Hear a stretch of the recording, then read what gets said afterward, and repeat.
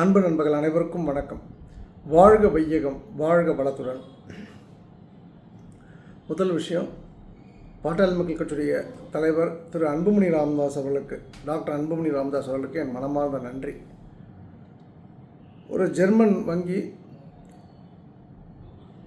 59 கோடி ரூபாய் தாமிரபரணி நதிக்காக ஒதுக்கியிருக்கிறார்கள். அந்த நிதியை இப்போதைய அரசாங்கம் அதை அழகுபடுத்துறதுக்கு அப்படின்னு நினச்சி வேலையை துவங்கியிருப்பதாக கருதுகின்றேன். ஆனால் திரு அன்புமணி ராமதாஸ் அவர்கள் ரொம்ப அழகாக, நீங்கள் அழகுபடுத்தலாம் விட்டுட்டு அதை முதல்ல தூய்மைப்படுத்திங்க அப்படின்னு சொல்லியிருக்காரு. அன்புமணி ராமதாஸ் அவருடைய இந்த செயல் பாராட்டுக்குரியது. அவர் பர்சனல் விஷயம், அவங்க அப்பா கூட சண்டை போட்டது, கட்சிக்காரங்க பாதிப்படைந்ததெல்லாம் நான் அதுக்குள்ளே போகலை. நல்லதை யார் சொன்னாலும் நம்ம பாராட்டணும். அதே போல் திருமதி சௌமியா அன்புமணி ராமதாஸ் அவருடைய பேச்சு சட்டசபையில் ரொம்ப நல்லா இருக்குது. அந்த அம்மாவுக்கு வாக்களித்த அந்த வாக்காளர்களுக்கு என்னுடைய அன்பான வாழ்த்துக்கள். ஒன்று. இரண்டாவது விஷயம், நம்முடைய தமிழ்நாடு சட்டமன்றத்தை பொறுத்த வரைக்கும் தாவேக அமைச்சர்கள் பாதி பேருக்கு விஷயம் தெரியல, அநியாயத்துக்கு வாயை விட்டு மாட்டிக்கிறாங்க. அதுலேயும் குறிப்பாக மரிய வில்சன் அவர்கள் 15,000 கோடி கஜானாக்கு வந்துச்சுன்னு சொன்னார்.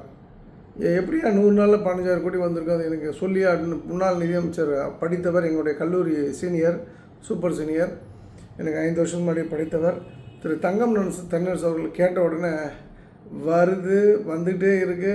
அதுவும் அங்கே பார்த்தா ஆனவுன்னா மாநாடுன்னு கிளம்பிடுறாங்க, மஞ்சளாக தெரியுதுன்ற மாதிரி தான் மரிய வில்சன் சொன்னார். நம்ம ரமேஷ் அவர்கள் வேர் ஹவுஸ்லாம் கட்டலை அப்படின்னு சொல்லிட்டு ஃபுட் மினிஸ்டருடைய ஆன்சர் அவர் சொல்கிறாரு. அவர் ஒரு பெரிய பேச்சாளர், அவர் பெரிய எஃபெக்டிவாக ஹேண்டில் பண்ணுவார் நம்பி அந்த கவர்மெண்ட் அவர்கிட்ட கொடுத்துருக்காங்க. பிரித்து மேய்ச்சிட்டாங்க அவரை. திமுக என்ன பண்ணிச்சு சொல்லலாம், திமுகவுக்கு சப்போர்ட்லாம் பண்ணல. நான் இப்போ கூட சமீபத்தில் கூட ஒரு நல்ல ஒரு செய்தி பார்த்தேன். அதாவது என்னென்னா, நீங்கள் 1000 குறைகள் திமுக மேலே, அதிமுக மேலே சொன்னாலும் தமிழ்நாடு முன்னேற்ற பாதையில் இருக்கிற இவ்வளோ லஞ்ச லாவணங்களுக்கு அப்புறமா, இவ்வளோ கொள்ளடிச்சதுக்கப்புறமும் தமிழ்நாடு முன்னேற்ற பாதை தான் வச்சுருக்காங்க, ட்ராக்கில் தான் வச்சுருக்காங்க. அது 2 கட்சிக்கும் அந்த பெருமை போய் சேரும். காமராஜர் அணையை கட்டினார் நம்ம சொல்கிற இடத்துல அவர் காலம் வேறு, இப்போ இருக்கக்கூடிய காலம் வேறு. இதில் என்ன பெஸ்ட்டு டெவலப்மெண்ட்டுக்காக பண்ணாங்களோ அதை பண்ணாங்க. துரதிருஷ்டவசமாக இவங்க ஃபோக்கஸ் பண்ணது 2 பேருமே என்னென்னா, மைனாரிட்டி அப்பீஸ்மெண்ட் பாலிடிக்ஸ். மைனாரிட்டின்னு நாங்கள் கிறிஸ்டின் முஸ்லீம்ஸுக்குன்ட்டு 2 பேரும் இவங்களை கைவிட்டாங்க. முஸ்லீம்ஸ் அஃப்கோர்ஸ் டிஎம்கேயோட இருந்தாலும் அந்த முஸ்லீம் லீக் இவங்களை கைவிட்டுட்டாங்க. அதுலேயும் வன்னியரசு படு மோசமான ஒரு செயலை செஞ்சிட்ருக்கார் சட்டசபையில். அது நம்முடைய சபாநாயகர் அவர்கள் ரொம்ப நடுநாயகமாக இருந்து நிறைய இடங்களை அவர் கட் பண்ணுறாரு. அது ஒரு கவனிக்கத்தக்க விஷயம். ரெண்டாவது ஹிந்துக்களை அவங்க கை விட்டுட்டாங்க 2 பேருமே. அது ஒரு பெருசாகவே எடுத்துக்கல. ஆனால் நான் இன்றைக்கி ஒரு கட்டுரை படித்தேன். எனக்கு ஒரு அற்புதமான நண்பர் ஒருத்தர் அதை அமைச்சிருந்தார். அப்போ நானும் ஒரு அதிகாரிக்கு ஒருத்தருக்கு அமைச்சிருந்தேன் அந்த கட்டுரையை. அவரும் அப்ரிஷியேட் பண்ணார். எழுதின ஆள் எனக்கு தெரியாதுன்னு நான் சொல்ல விரும்பலை, அவ்வளோதான். இப்போ நடக்கிற அரசாங்கம் எல்லாமே கிறிஸ்துவத்தை மையப்படுத்தி நடத்திட்டுருக்காங்க. கிறிஸ்துவம் தான் இந்த தமிழ்நாட்டை ஆண்டு கொண்டிருக்கின்றது என்கின்ற ஒரு விஷயம் ரொம்ப தெளிவாக எல்லா இடங்களிலுமே தெரிகின்றது. இது பாதிப்பு வருமா அப்படின்னா நிச்சயமாக வரும். அது எப்போ வரும்னு எனக்கு தெரியாது. ஆனால் ஹிந்துக்களை பாஜக தண்ணி குடிச்சிட்டாங்க. ஆர்எஸ்எஸ் போன்ற மாபெரும் இயக்கம், 100 ஆண்டுகள் பழமையான இயக்கம், 100 ஆண்டுகள் வயதான இயக்கம், எல்லா இடத்துலையும் மாற்றம் கொண்டு வர முடியுது. அவங்களால தலைகனாலும் தமிழ்நாட்டில் ஒன்றும் பண்ண முடியல. ஆர்எஸ்எஸ்ஸால் பண்ண முடியாததை, விஸ்வ இந்து பரிஷத்தால் பண்ண முடியாததை, பிஜேபியால் பண்ண முடியாததை விஜய் அவர்கள் பண்ணிட்டார். எல்லா இடத்துலையும் இந்து கன்சல்டேஷன் நடந்துகிட்ருக்கு. அது நல்லதா கெட்டதா அப்படின்னா, நாளைக்கு முஸ்லீம் கிறிஸ்டியன்ஸு ஷெட்யூல் காஸ்ட் மக்களுக்காக ஒரு கவர்மெண்ட்டை ரன் பண்ணது டிஎம்கே. அது எந்த டவுட்டுமே கிடையாது. முஸ்லீம்ஸ் ஓட்டு போட மாட்டாங்க, கிறிஸ்டின்ஸ் ஓட்டு போட மாட்டாங்கன்னு தெரிஞ்சாலும் அவங்க அதர் ஓட்ஸை கனெக்ட் பண்ணி கவுண்டர் கம்யூனிட்டி அப்புறம் வந்து வன்னியர் கம்யூனிட்டி, முக்குலத்தூர் கம்யூனிட்டின்னு வந்து கொஞ்சம் ஸ்டெபிலைஸ் பண்ணி கொண்டு போனது ஏடிஎம்கே. இந்த 3 பேருக்கும் இனிமேல் யாரும் சப்போர்ட் பண்ண மாட்டாங்க. இப்போ இவங்க 3 பேரும் சேர்ந்து 25 ஷெட்யூல் கேஸ்ட்னு சொல்கிறது வந்து நான் தேவேந்திர குல வேளாளரை சேர்த்து சொல்லலை. ஒன்லி வந்து நம்மளுடைய வட ஆற்காடு, தென் ஆற்காடு, இந்த அப்புறம் தருமபுரி, இந்த வட்டாரத்தில் இருக்கக்கூடிய ஷெட்யூல் காஸ்ட் மக்களை நான் சொல்கிறேன். திருமாவளவன் வந்து அந்த அமைப்புக்கு தான், அந்த மக்களுக்கு தான் தலைவர் அப்படின்ற ஒரு இடத்துல இருக்காருன்றது தான். அவரும் வந்து அவர் ஃபோர்ட்டை வந்து இழந்துட்டார். இது காலம் பதில் சொல்லும். இன்ஃபேக்ட் நிறைய பேர் வந்து என்கிட்ட வந்து விஜய் ஒன்றும் தப்பு பண்ணலையே, விஜய் நல்லா பண்ணுறாரு அப்படின்லாம் சொல்லிட்டுருக்காங்க. அவர் மேலே என்ன குற்றம் இருக்குன்ட்டு. அது இப்போ உங்களுக்கு தெரியறதுக்கு வாய்ப்பு இல்லை. புதிதாக ஏதோ ஒரு விஷயம் நடந்ததுன்னா அப்போ நீங்கள் தெரிஞ்சுப்பீங்க. எதை வேணால் அந்த கவர்மெண்ட் பொறுத்துப்பாங்க. அந்த காங்கிரஸ் சப்போர்ட்டையும் இந்த அதாவது கிறிஸ்டியனிசம், கிறிஸ்டியானிட்டி மட்டும்தான் வந்து ரூல் பண்ணோம் அப்படின்ற ஒரு விஷயத்தை நிச்சயமாக பிஜேபி ஒத்துக்கொள்ளாது. 100%. இந்த தவறு தான் ஒய்எஸ்ஆர் பண்ணார், ஒய்எஸ்ஆரோட அப்பாவும் பண்ணார். நேனே ராமுடு நேனே தேவுடு அப்படின்னு நம்ம என்டிஆர் சொன்ன மாதிரி ஒய்எஸ்ஆர் வந்து 7 மலையை பற்றி ஒரு கமெண்ட் அடித்தார். அங்கே அவருக்கு பேனர் வச்சாங்க. அதோடு முடிஞ்சு போச்சு. அதே மலை, அதே பக்கத்தில் வந்து மலையில் ஹெலிகாப்டர் இந்த சாப்பர் கிராஷில் வந்து இறந்து போகிறார். இன்றைக்கி வந்து அந்த ஒய்எஸ்ஆர் இருக்கிற இடம் எல்லாம் இல்லை, எங்கே இருக்காருன்னு தெரியாமல் இருக்கார். ஸோ இது கொஞ்சம் கவனமாக இருக்கணும். விஜய் அவர்கள் அவரோட பர்சனல் லைஃப் நமக்கு தேவையில்லை. அவர் என்ன பண்ணார், என்ன பண்ணிகிட்ருக்காருன்னு சொல்லிட்டு. ஆனால் வந்து மக்கள் வந்து ஏகோபித்த நம்பிக்கை வைத்து தான் அவர் 100 இடத்துல அவருக்கு வாக்களித்தாங்க. டெஃபினட்டாக டிஎம்கே ஏடிஎம்கே ஒரு பெட்டரான பர்சன் அப்படி சொல்லிட்டு. ஆனால் அவர் வந்து அதற்கான தகுதியை இன்னும் வளர்த்துக்கிற மாதிரின்னு தெரியல. சாட்டை துரைமுருகன், நான் சேனல்லாம் பார்க்க மாட்டேன், ஆனால் வச்சு செய்கிறாப்புல அந்த சாட்டை துரைமுருகன். அப்படியே வந்து அந்த கோட்டை போட்டுட்டு பேசுகிறது, விஜய் பார்க்குற மாதிரியே பார்க்குறது, விஜய் தமிழ் பேசுகிறேன் எப்படி பேசணும்னு சொல்லிட்டு உண்மையிலே வந்து ரொம்ப நகைச்சுவையாக இருக்குது அந்த சேனல். எனக்கே ரொம்ப ஆச்சரியமாக இருக்குது. ஸோ காலம் பதில் சொல்லும். இந்த விசிலுக்கு ஓட்டு போட்ட என்னுடைய நண்பர் பார்த்திபன், இந்த வேலூர் பார்த்திபன், அப்புறம் சரபேஷ் போன்ற ஆட்கள், தங்கராணி போன்ற ஆட்கள்லாம் நீங்கள் கொஞ்சம் இதயத்தை பிடித்து கொண்டு கொஞ்சம் தயாராக இருந்துங்க. இதயத்தில் எப்போ வேணால் வலி வரலாம், இதயத்துக்கு எப்போ வேணால் வலிப்பு வரலாம், இதயத்தில் எப்போ வேணால் அடைப்பு வரலாம். காலம் பதில் சொல்லும். அதுக்கான சூழ்நிலை வந்துடுச்சு. எவ்ரிடே வந்து ஏதாவது ஒரு விஷயம் கர்த்தர்னு சொல்லிட்டு நான் வந்து திரும்பவும் வந்து இந்த விஷயத்து மூலமாக சொல்கிறது, சொக்கலிங்கம் வந்து கிறிஸ்துவர்களுக்கு எதிரான ஆட்கள் கிடையாது, ஆள் இல்லை. ஆனால் இங்கே வந்து பொதுவாக திமுகவும் அதிமுகவும் அந்த தப்பு பண்ணலை. அவங்க வந்து இவங்களாம் ஆதரவாக இருந்தால் கூட சட்டமன்றத்தை வந்து நியூட்ரலாக தான் கொண்டு போகிறாங்க. இவங்க ஒன் சைடாக கொண்டு போகிறாங்க. அது வந்து அவருடைய அரசாங்கத்துக்கு ஒரு பெரிய கேடாக முடியும் அப்படின்றத நான் நினைக்கிறேன். மறுபடியும் வந்து விஜய் அவர்களால் இதே போல் ஒரு மெஜாரிட்டியோட வர முடியுமானா நிச்சயமாக வர முடியாது. Hindu consolidation is happening. இது யாருமே எதிர்பார்க்காத விஷயம். நான் எலெக்ஷனுக்கு முன்னாடி விஜய் ஜெயிக்க மாட்டேன்னு நான் சொன்னேன். 100% நான் ஒத்துக்கிறேன்.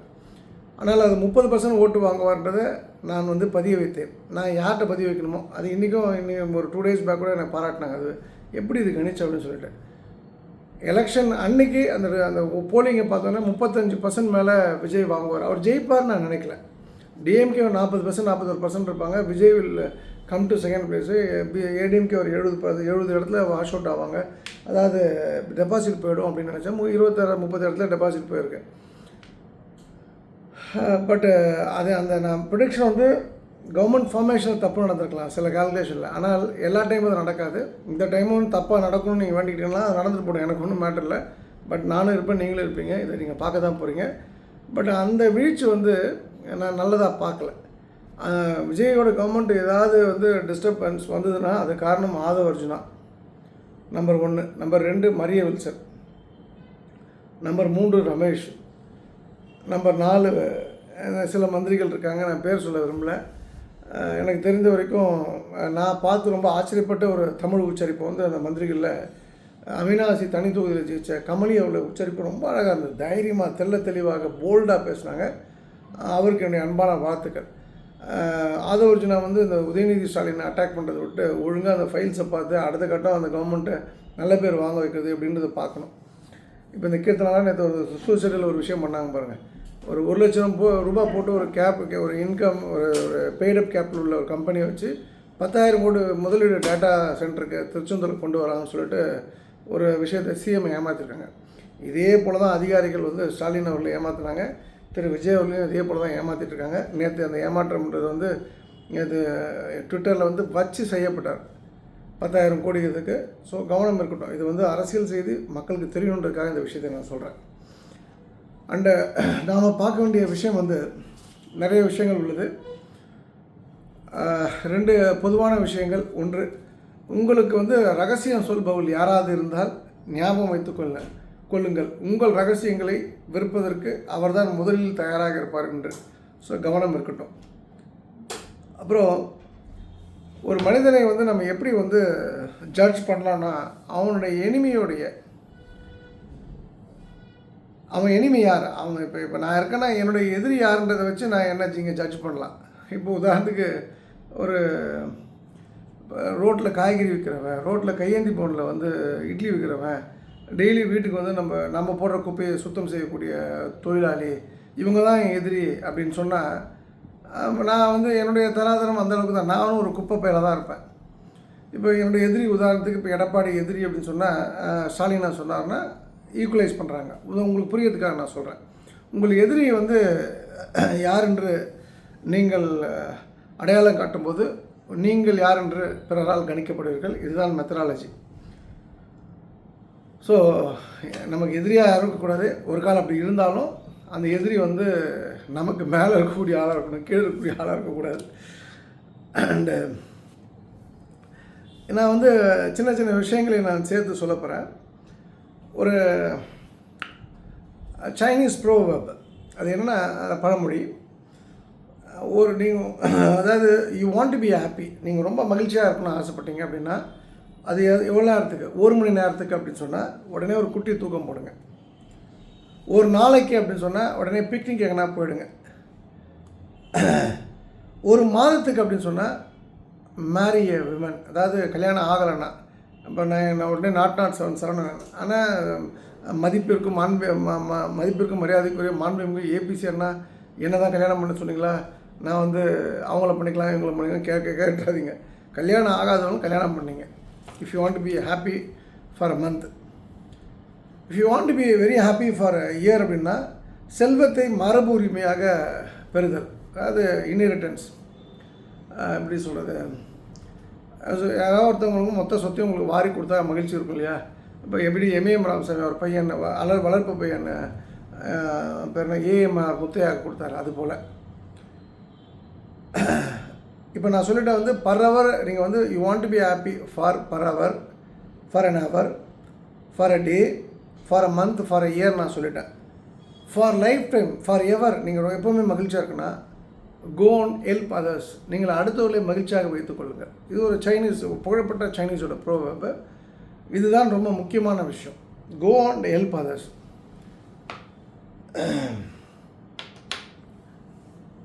இது நான் இப்போ சமீபத்தில் கூட ஒரு கார் கதை சொன்னேன். 2-3-4 பேரை கூப்பிட்டு போனார். ஒரு கணவன் மனைவி, ஒரு பிள்ளைகள், ஒரு பையன், ஒரு பொண்ணு. இது போல் சின்ன சின்ன சின்ன சின்ன உதவிகள். நான் இப்போ எல்லா இடத்துலையுமே சொல்கிறது, தயவுசெய்து அன்னதானத்தை பண்ணுங்கள். நிறைய பேர் கமெண்ட்டில் பண்ணுறேன், நான் எங்கள் ஊரில் பண்ணுறேன் நீங்கள் சொன்னதால் அப்படின்னு. நான் ஒன்றும் என் பேரில் பண்ணுங்கன்னு சொல்ல, எங்கள் டீம் பேரில் பண்ணுங்கன்னு சொல்ல, நீங்கள் இண்டிவிஜுவலாக கூட பண்ணிங்க. என்னை பொறுத்த வரைக்கும் நான் வந்து கிண்டல் பண்ணாலும் கேலி பண்ணாலும், அவர் வந்து எனக்கு எதிரான ஒரு டீமில் இருக்கிற சொன்னாலும், நான் சொன்ன பாயிண்ட்டை சரியாக புரிஞ்சுக்கிட்டது எங்கள் டீமில் வந்து மாயவரத்தை சேர்ந்த திரு சங்கர் அவர்கள், மாயவரம் சீனிவாசபுரத்தை சேர்ந்த திரு சங்கர் அவர்கள். அவருக்கு இந்த லாஜிக் புரிஞ்சிடுச்சு. அதாவது வந்து இப்போ நீங்கள் அன்னதானம் போனோன்னா டெஃபினட்டாக நான் வந்து இன்ன தேதி வரைக்கும் எங்கள் மக்கள் யாரும் அதில் ஒரு பைசா எடுக்கலை. நாளைக்கு எடுப்பாங்கன்னா நாளைக்கு எடுக்க மாட்டாங்க, எப்போதுமே எடுக்க மாட்டாங்க. ஸோ அந்த அஷூரன்ஸ் நான் கொடுக்கலாம். ஒரு 20 தப்பு பண்ணியிருக்கலாம், தப்பு பண்ணுறவங்க நம்ம கூட இருக்க முடியாது, பயணிக்க முடியாது. நான் அது வந்து 99.99 சொல்ல, இப்போ நான் சொல்கிறேன் 100% பர்ஃபெக்டாக எக்ஸிக்யூட் பண்ணக்கூடிய ஆட்கள். அந்த வகையில் இந்த அன்னதானம்ன்ற ஒரு விஷயத்தை நான் திரும்ப திரும்ப வலியுறுத்தும் போது, இதில் வந்து ஒரு பொது நலம் என்னென்னா பக்தர்களுக்கு சாப்பாடு, பக்தர்கள் வந்து ஹாப்பியாக போகணும் வீட்டுக்கு அப்படின்றதான் விஷயம். இதில் சுயநலம் என்னென்னா கனெக்ஷன் கிடைக்கும், connecting the dots, connecting the people. உதாரணத்துக்கு நான் இப்போ நான் கனெக்ஷனுக்காக நான் சொல்ல, இப்போ நான் வந்து சமீபத்தில் மாயவரத்தில் வைத்தீஸ்வரன் கோயிலில் மதியம் சாப்பாடு நாங்கள் 45 பேருக்கு சாப்பாடு போடணும். ஒரு 10-12 பெண்கள், என்னோடய அன்பு சகோதரிகள், மற்ற எல்லாருமே ஆண்கள். அப்புறம் எங்களுக்குள்ளே மாற்றி மாற்றி சமைச்சு போட்டுட்டாங்க.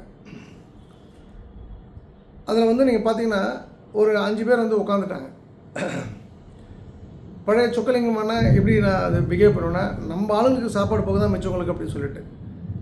அப்போது அவங்க வந்து நான் ஒருத்தரை கூப்பிட்டு,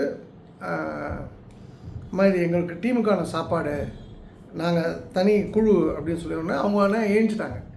அப்போ நான் சொன்னேன், அப்போ அவங்கள ஏந்திருக்க சொல்லலை, அவங்க வந்து ஏதோ அன்னதான சாப்பாடு நினச்சிடக்கூடாது, ஏதாவது கோயில் அன்னதானம்னு சொல்லிட்டு, ஏன்னா அது கோயிலுக்குள்ளே நாங்கள் போடுறோம் பர்மிஷன் வாங்கி. அப்போ அவங்களுக்கு சாப்பாடு போடப்பட்டது. அவங்க உடனே உட்காந்து சாப்பிட்டாங்க. கிராமத்து மக்கள் தானே, வெள்ளந்தியான மக்கள் எல்லாருமே சாப்பிட்டாங்க. நான் வந்து அதுக்குள்ளே சாப்பிட்டு எழுந்துச்சி போகும்போது எனக்கு ஒரு வருத்தம், அதில் ஜவரிசியை பாயசத்தில் போட்டாங்க. எங்களால் சரியாக கவனிக்கல அதை. ஸோ அந்த பாயாசம் மட்டும் ருசி பார்க்காமல் அப்படியே இந்த கோயில் சாப்பாடில், கோயிலில் வச்சு சாப்பாடில், அப்போ நான் வந்து அந்த அம்மாக்கிட்ட சொன்னேன், அம்மா என்ன வேணும், 2 முறைக்கு வந்து பக்கத்துக்கெல்லாம் கேட்டு வாங்கி சாப்பிடுங்கன்னு சொல்லி அவங்கள போட சொன்னாங்க. அந்த பெரிய அம்மா வந்து நான் பார்க்குறேன் ஃபிசிக்கலாக, இது நான் தவறான அர்த்தத்தில் சொல்ல, அவங்க கிராமத்து பெண்மணி நல்லா சாப்பிட்றாங்க. வெள்ளை சாதம் வேணும் அப்படின்னு சொன்னாங்க. போட்டாங்க, நல்லா சாப்பிட்டாங்க. மறுபடியும் பொறுமையாக சாப்பிட்டாங்க. எல்லோரும் சாப்பிட்டு கூட சாப்பிட்டாங்க. அப்புறம் அவங்களுக்கு பாயாசம், வடை, வடை எல்லாமே வச்சோம். அவங்க போகும்போது மகிழ்ச்சியோட உச்சக்கட்டத்தில் அவங்க வாழ்த்திட்டு போகிறாங்க. நீங்கள் நல்லா இருக்கணும், ரொம்ப நல்லா இருந்தது சாப்பாடு, ரொம்ப நல்லா சாப்பிட்டீங்க, நல்லா இருந்தது. அப்புறம் நான் என்ன பண்ணுறேன்னா வந்து, இப்போ எங்கள் ஆட்கள் சாப்பிட்டாங்க. நடுவில் ஒருத்தர் 2 பேர் வரும்போது நின்று சாப்பிடுங்க, ஒரு 2 நிமிஷம் இருங்க, சாதம் இருக்கான்னு செக் பண்ணிக்கிறேன். சாதம் இருக்குது, 5 பேருக்கு இருக்குது, 3 பேருக்கு இருக்குது, 2 பேருக்கு இருக்குது, ஒரு ஆளுக்கு இருக்குது. அப்போ கடைசி வரைக்கும் பொதுமக்களுக்கும் நான் அலோவ் பண்ணி சாப்பாடு போட்டோம். அந்த பொதுமக்களில் ஒரு தருமபுரிலேருந்து வந்தாங்க. ஒரு கணவன் மனைவி, அவங்க மேட்டூர் பக்கத்தில் மேச்சேரி சம்திங் அவங்க ஊர். அந்த ஊரை சேர்ந்த ஒரு குழந்தை. நான் 2 சம்பவங்களை சொல்கிறேன். இது ஒரு சம்பவம், இன்னொரு சம்பவம் இன்னொன்று இருக்குது. அவங்க வந்து அந்த சின்ன பொண்ணு, கிராமத்து பெண்ணை 18, 15, 16 வயசில் கல்யாணம் பண்ணுவாங்கன்னா 19 வயசு 2 பிள்ளை இருக்கும். அப்போ இந்த பொண்ணுக்கு என்னோடய கணிப்பு சரியாக இருந்தால் 25 28 வயசு இருக்கும். கணவருக்கு ஒரு 29 30 வயசு இருக்கும். கணவர் முன்னாடி போயிட்டார். பாப்பா சாப்பாடு எப்படி இருந்தது? நான் கரெக்டாக உட்காந்துருக்கேன் அந்த கேட்டில், அந்த கோயில் ஸ்டாஃப்லாம் உட்கார இடத்துல. ரொம்ப நல்லா இருந்தது. நான் காலையிலேருந்து பிள்ளைங்க சாப்பிடல, யாரும் காதை அடித்த மாதிரி இருந்தது. எங்கடா சாப்பாடு இல்லாமல் போச்சுன்னு நினச்சேன், கடவுளேன்னு நினச்சேன். நீங்கள் கூப்பிட்டு சாப்பாடு போட்டிங்க. அப்புறம் பேர்லாம் கேட்டேன், அந்த பையன் பொண்ணெல்லாம் கேட்டு சும்மா வயிற்று குத்தி விளையாடிட்டு நான் வந்து நான் சொன்னதை சொல்லலை, நான் எப்படி நடந்துக்கிட்டேன்றதுக்காக நான் சொல்கிறேன். ஆளுக்கு ஒரு 500 ரூபா கொடுத்தேன். ஐயோ பணம்லாம் வேணாம், இல்லை நீங்கள் சந்தோஷமாக போங்க, முருகர் உங்களை கைவிட மாட்டார். உடனே கண்ணீர் மல்க அந்த அம்மா வந்து, நான் அதை ஃபிசிக்கலாக பார்க்குறேன், அந்த முருகனை நினைக்கிறாங்க அந்த இடத்துல. அவங்க போயிட்டாங்க, ரொம்ப ஹாப்பியாக போயிட்டாங்க. அதுக்கு சற்று நேரத்துக்கு முன்னாடி நாங்கள் வந்து ஒரு கோயிலில் பார்த்துட்டு, ஒரு முக்கியமான சிவன் கோயில் திருவெண்காடு பக்கத்தில் பார்த்துட்டு ரோட்டில் போயிட்டுருக்கேன். அப்போ என் கூட ஒரு 3 பேர் பின்னாடி உட்காந்துருக்காங்க. என் நண்பர் சாய் சிவா கார் ஓட்டுறாரு. அப்போ நான் சொன்னேன், இந்த குட்டி பொண்ணு கனகாம்பரம் பூ மல்லிகைப்பூலாம் வச்சுருக்கேன், அப்போ அது வந்து பர்த்டேவாக இருக்கும், நிறுத்திக்கேன்னா. என்ன பாப்பா பர்த்டேவான்னு கேட்டேன். நான் எப்படி இருக்கேன், அந்த பொண்ணு பக்கத்துக்கு நான் ஜன்னலை இறக்கிட்டு ஃப்ரண்ட் சீட்டில். ஆமாம் அப்படின்னா, என்ன சாக்லேட்லாம் இல்லைன்னா. உடனே அந்த பொண்ணு வெள்ளந்தியா சாக்லேட் எடுத்து கொடுத்தது. என்னம்மா பேர்? யாழினி அப்படின்னு சொன்னான். உடனே அந்த பொண்ணுக்கு ஒரு 500 ரூபா கொடுத்தேன். ஐயோ பணம்லாம் வேணாம், வச்சுக்கோ அப்படின்னு சொல்லி கொடுத்தேன். ரெண்டாவது அந்த பக்கத்தில் இன்னொரு பொண்ணு இருந்தாள்.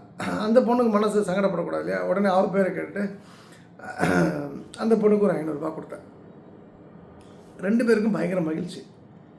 2 பேரும் வந்து அவங்க ஸ்கூலுக்கு போகிறாங்க. அந்த பொண்ணுக்கு எனக்கு தெரிஞ்சு, நான் இது பெருமையாக சொல்ல, எனக்கு நான் வந்து என்னடா சொல்கிறீங்க, நீ பெரிய தீர்க்கதரிசியாக பெரிய புண்ணாக்கெல்லாம் கேட்காதீங்க. அந்த பொண்ணுக்கு அந்த வட்டாரத்து மக்கள் பர்த்டே அன்றைக்கி 500 ரூபா கொடுத்துருப்பாங்கன்றது வந்து அவங்க தாத்தா பாட்டியை கூட 50 ரூபா 100 ரூபா கொடுக்கலாம் ஆசீர்வாதம், அவங்களுடைய 500 ரூபா கொடுத்துருக்க வாய்ப்பே இல்லை. அதுக்கப்புறம் எனக்கு என்ன நடந்ததுலாம் உங்களுக்கு தேவையில்லை. பட் எனக்கு என்ன நடந்தது, அது நல்லபடியாக நடந்தது, நல்லபடியாக நடக்கும், நல்லபடியாக நடந்துகிட்ருக்கு. விஷயம் என்னென்னா, 2 விஷயத்தை நான் பேசுகிறேன். ஒன்று, அன்னதானம். அந்த மகிழ்ச்சி, அதாவது பழைய சொக்கலிங்கம் வந்து கோவப்படுற சொக்கலிங்கம். நான் என்னோடய நான் இன்ட்ராஸ்பெக்ட் பண்ணி பார்த்தேன், அது தவறு. மக்கள் வந்து என்றைக்கு வந்து அந்த ராமேஸ்வரத்தில் அந்த திருப்புலானில் அந்த ஒருத்தர் சொல்லி நான் கேட்டனோ, என் நண்பர் அன்பு தம்பி பாக்கியராஜ் சொல்லி கேட்டனோ, நான் என்னோட லைஃப்பை ரீயூட்டின் பண்ணிக்கிட்டேன். இப்படி தான் நம்ம இருக்கணும்னு சொல்லிட்டு. அப்போ அன்னதானம் என்பது வந்து சொக்கலிங்கம் கொஞ்சமாக சாப்பிடுவேன், ரொம்ப கொஞ்சமாக சாப்பிடுவேன். ஆனால் கிராமத்து மக்கள் நிறையா சாப்பிடுவாங்க. அவன் சாம்பார் பிடிச்சிருக்கு, எக்ஸ்ட்ரா சாப்பிட்றான், சாப்பிட்டு போட்டுமே. அது ஏன் சாம்பார் ஒரு வாட்டி தான் ஊற்றுவேன், ரசம் தான் 2 வாட்டி ஊற்றுவேன். அவனுக்கு என்ன பிடிச்சிருக்கோ கொடுத்துட்டு போவேன். என்ன ஆகிட போகுது?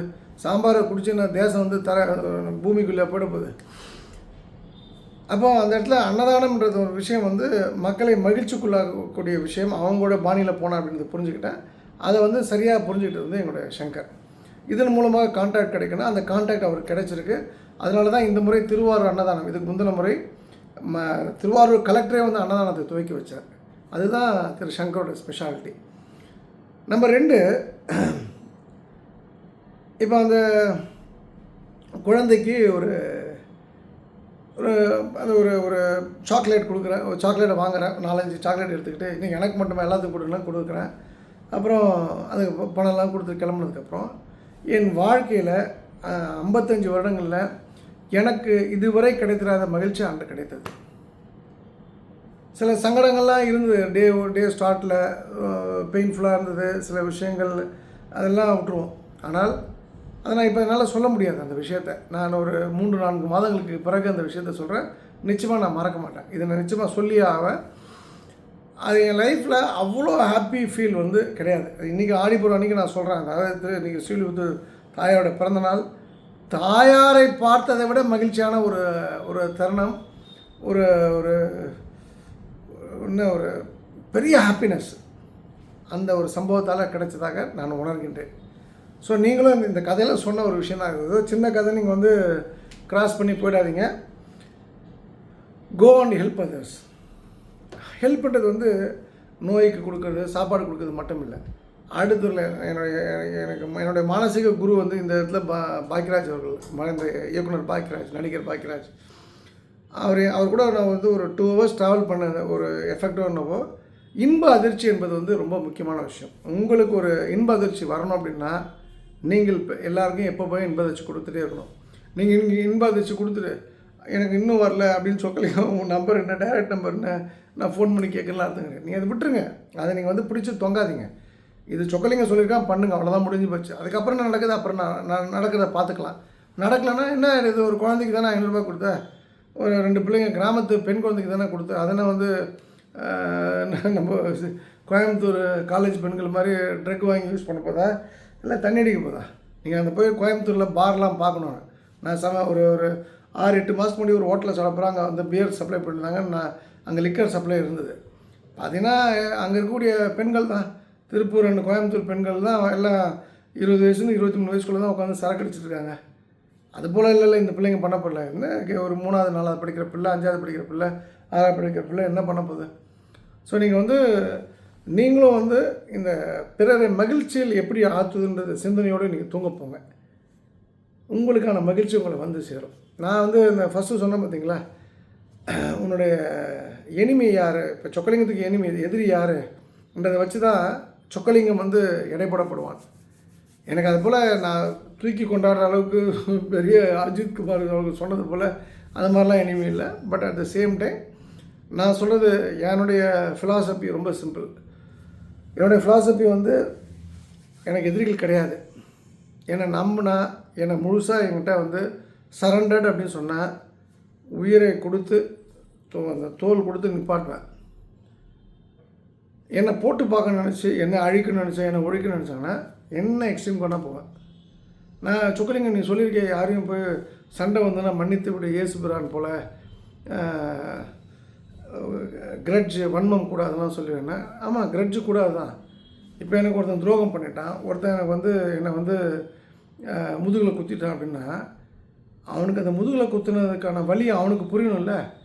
என் செயல் எப்படின்னா, அந்த வழியை அவனுக்கு உணர்த்திய பிறகு தான் நான் வந்து அந்த ஃபர்கிவ், மறந்துடுறேன், ஓகே டேக் கேர், அவ்வளோதான் அப்படி சொல்லக்கூடிய ஆள். அந்த வன்மம் வந்து டெய்லி தூங்கும்போது இவனை ஒழிக்கணும் அவனை ஒழிக்கலாம் கிடையாது. ஆனால் அவனுக்கு அந்த வழியை கடவுள் கொடுப்பாருன்னு நான் பொறுத்திருக்க மாட்டேன். எனக்கு இஃபட்டால் நான் ரொம்ப பெயினாக எடுத்துக்கிட்டேன், ரொம்ப ஹர்ட் ஆகிட்டேன் அப்படின்னு சொன்னால் இதுதான் என்னோடய ஸ்டைல். இப்போ என் நண்பனுக்கு எதினா எனக்கு எதிரி. ஏன்னா என் நண்பனுக்கு நண்பனா எனக்கு நண்பன். அவன் எனக்கு விரோதி துரோகியாக இருந்தால் கூட என் க்ளோஸ் ஃப்ரெண்டுக்கு அவன் நண்பன். அப்போ எனக்கு நண்பன், அவ்வளோதான், முடிஞ்சு போச்சு. என் ஃப்ரெண்டு இப்போ உதாரணத்துக்கு என் ஃப்ரெண்ட் ராம்குமார்னு இருக்கான் அமெரிக்காவில். அவனுக்கு வந்து ஒரு ரமேஷ்னு ஒரு நண்பர் இருக்கார். ரமேஷ்க்கும் எனக்கும் ஏற்கனவே ஒரு பெரிய பிரச்சனை, வாய்க்கா வரப்பு பிரச்சனை, பெரிய தகராறு, வெட்டு அடிதடி, போலீஸ் ஸ்டேஷன் வரைக்கும் போயிடுச்சுன்னு வச்சுக்கலாம் உதாரணத்துக்கு. இது ராம்குமாருக்கு தெரியாது. ஆனால் ராம்குமாருக்கு அவன் ஃப்ரெண்டுன்னு தெரிஞ்ச பிறகு நான் அந்த சண்டையை மறந்துடுவேன். இதுதான் என்னுடைய ஸ்டைல், என்னுடைய ஃபிலாசபி. அப்போது இன்னைக்கு கூட நண்பர் ஒருத்தர் சொல்லியிருந்தேன், ஒன்று என் கூட நில்லு, இல்லை ஆப்போசிட் அந்த சைடில் திரு சீமான் அவர்கள் சொன்னது பண்ணலாம். ஒன்று இந்த பக்கம் இல்லை, இல்லை அந்த பக்கம் நில்லு, நடுவில் நிற்காதரா, போட்டி மறைச்சிக்கிட்டு அப்படின்ற மாதிரி தான் உங்களுக்கு நான் சொல்கிறேன். எப்பொழுதுமே ஏதாவது ஒரு ஸ்டாண்ட் எடுங்க, ஒருத்தரை நம்புங்க, ஒரு பக்கம் நில்லுங்க. இந்த ஒத்தையா ரெட்டையா யாருக்கும் தெரியாது. நாம் வந்து டபுள் கேம் விளையாடலாம். டபுள் கேம் ஒரு வாட்டி விளையாடலாம். எப்போதுமே டபுள் கேம் விளையாடலாம்னா அந்த டபுள் அப்படின்ட்டு சொல்கிறதுக்கு வாய் வந்து கோணிக்கும். இது வந்து கடவுள் இது போல் டபுள் கேம் விளையாடுறவங்களுக்கு வந்து இது போல் தான் வந்து கோணிக்குன்னா என்ன, நியூரோ ப்ராப்ளம் வரும். அதே வாசத்தில் தென்மையாக ப்ராப்ளமு, இது வந்து இந்த இஷ்யூ வந்து இப்படி தான் இருக்கும் அப்படின்றது தான். நான் இன்ஃபேக்ட் இன்றைக்கி கூட எனக்கு ஒரு அன்பு சகோதரி ஒருத்தவங்க ஒரு சின்ன ஒரு இடம் சம்மந்தமான ஒரு விஷயத்தில் என் நண்பர்கிட்ட சொல்லியிருக்காங்க. நான் சொன்னேன், அதுக்கு நான் பொறுப்பேற்றுக்கிறேன். நான் ஒரு விஷயம் பண்ணுறேன் அப்படின்னா இதுக்கு இதுதான் காரணம். நீங்கள் எங்கள் டீமில் நாகராஜன் ஒருத்தர் உண்டு மதுரையில், எனக்கு ரொம்ப வேண்டப்பட்டவங்க, ரொம்ப நேர்மையானவர், என்னோடய சீனியர், ரொம்ப மதிக்கக்கூடிய ஒரு மனிதர். நீங்கள் அவரை கேட்டு பாருங்கள். ஒரு இடத்துல ஒரு படு மோசமான தெருக்கூத்து நான் உங்கள்கிட்ட சொல்லிட்டு வந்தது என்னென்னா, இந்த இடத்த மட்டும் விட்டு போயிடாதீங்க, போயிட்டீங்கன்னா நீங்கள் ஃபினிஷ்னு சொல்லிட்டு வந்தேன். அதே மாதிரி ஒரு சூழ்நிலையில் இன்னொருத்தவங்களை பார்க்குறேன். அவங்களுக்கு ஒரு இடம் வைக்கும்போது நான் தெரிஞ்சே அந்த விஷயத்த சொல்கிறேன். ஏன்னா இப்போ நான் சம்மந்தப்பட்ட ஆட்கள் எல்லாருமே வந்து ஃபுட் இண்டஸ்ட்ரிக்குள்ளே போகிறாங்க எல்லாருமே. இப்போ நான் சொல்கிறேன், இப்போ ஐம் ஓப்பனிங் அப்போ ஸ்ரீ ஜோதி ஃபுட்ஸ் ப்ரைவேட் லிமிடெட் இந்த கம்பெனின்ற டேக்கில் எங்கள் ஆட்கள் வந்து இப்போ தீபாவளிக்காக கார வகைகள், ஸ்வீட் வகைகள் பண்ண போகிறாங்க. இது வந்து சொக்கலிங்க உனக்கு லாபம் இருக்குன்னா, ஆண்டாள் பொதுவாக எனக்கு ஒரு பைசா லாபம் கிடையாது. என் மக்களை நான் மேலே கொண்டு வரேன். என்னோடய அன்பு சகோதரிகளை, தீபாவளிக்கே நம்ம அடுத்த கொண்டு பொருள் வாங்கணும். நம்ம பண்ணுவோம். இப்போ நீங்கள் யாருக்காவது கொடுக்குறீங்களா, ஃபுட்டு ஏதோ ஸ்நாக்ஸ் கொடுக்க போகிறீங்களா, நீங்கள் எங்களுக்கு ஆர்டர் பண்ணுங்கள். நல்ல வேலை. இது வந்து ரொம்ப எக்ஸ்பென்சிவ். நம்ம நெய் நாங்கள் விற்க போகிற நெய் மாதிரியோ, நீ விற்றுட்ருக்க தேன் மாதிரி கிடையாது.